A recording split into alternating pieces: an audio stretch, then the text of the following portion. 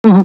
Ma'am, hindi daw ba magiging dahilan yun para hindi nyo makuha ang suporta ng mga supporter ng administration dahil ang impression, mas pinili nyo talaga ang mga Duterte kasi kumalas kayo sa alyansa at ngayon, nagpa-endorse kayo kay VP Sara.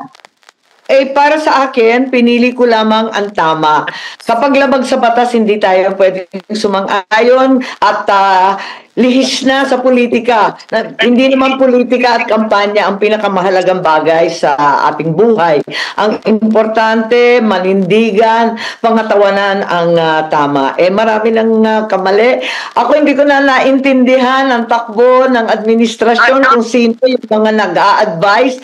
Nahihirapan na ako kasi hindi tinututukan ang tunay na problema ng napakatataas na presyo, ang kakulangan sa pagkain at trabaho. Sana tutukan naman yun. Ang napakahirap ng sitwasyon na nagkakasakit at namamatayan. Kaya sana bumalik tayo sa ating katungkulan na ibsan ang kahirapan ng ating mga kababayan.